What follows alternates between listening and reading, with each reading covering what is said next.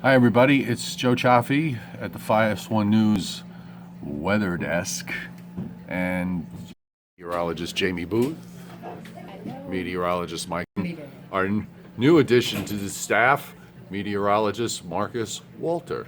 Right? Hello, everyone. I Yes, got that you got it right? You got it right. Okay.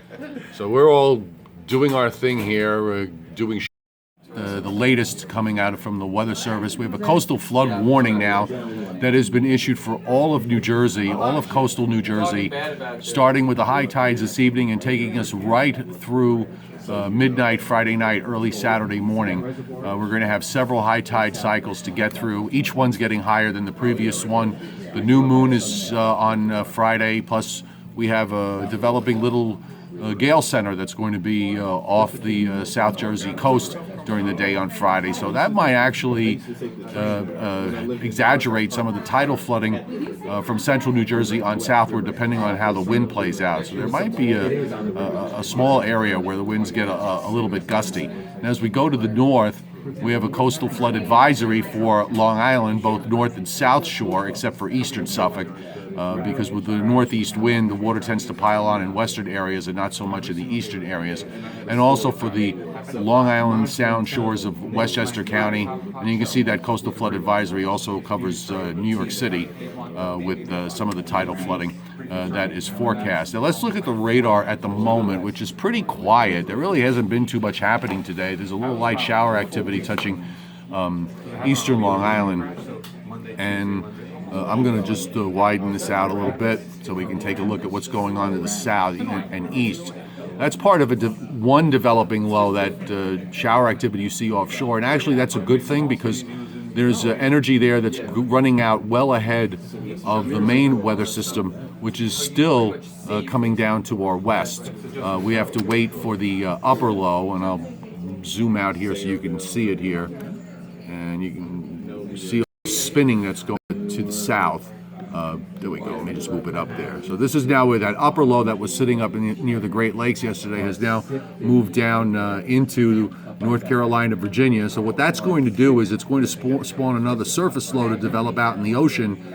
And because all this tropical moisture is not getting involved, it's not going to be a big rain producer. We'll get some rain out of it.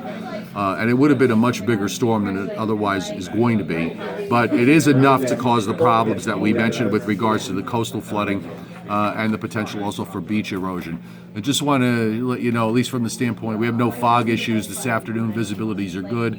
And with the lack of drizzle and the onshore flow, not that strong today, temperatures aren't too bad. I mean, we're up in the middle to upper 50s as opposed to where we were at this time last night, which was in the upper 40s. So I'm going to switch over now, and we're going to, let me just punch it up here, take a look at what's happening model-wise, because that'll work.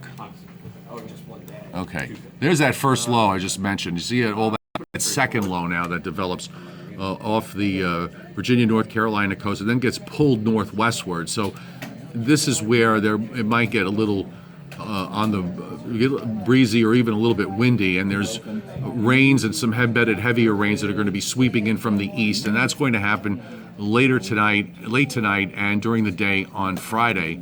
And then that low just kind of churns away inland for Saturday. It's unusual to see that, but it's responding to that upper air low. It's rotating around it. And then as we go through the day Saturday, it just falls apart. Still some leftover residual showers. And then we have this cold front that comes through Sunday morning that once it goes by, it should mean maybe improving weather conditions with some sunshine Sunday afternoon.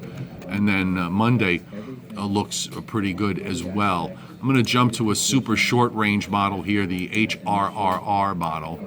Okay, and this only goes out to 15 hours, but you can see that developing low. So this is at 5 a.m. tomorrow morning. The rain is coming into South Jersey and just about moving into the south shores of Nassau and western Suffolk County. So that's a nice little low that forms there, 993 millibars. So it might get a little deeper as it goes northwestward, and the surface low will probably come inland somewhere in the southern half of New Jersey. So the heaviest rains are probably going from western. I'm going to just take a guess at this, but probably the 3/4 3/4 of an inch to an inch rainfall is going to occur in New Jersey, especially in western New Jersey and near the Pennsylvania border, because that ocean moisture moves inland and that easterly flow, and you get some lift from the terrain. So this could be a pretty decent rain producer on the order of maybe 3/4 of an inch to an inch, especially if these embedded heavier showers that are in there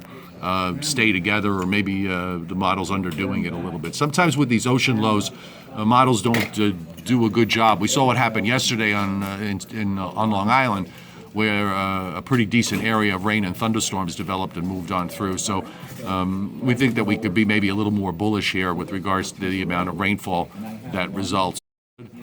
There we go. Coastal flood warning in effect for New Jersey, coastal flood advisory for Long Island and the southern shores of Westchester County. And tune in tonight for all the latest weather developments on FiOS 1 News Long Island, FiOS 1 News New Jersey, and FiOS 1 News Hudson Valley.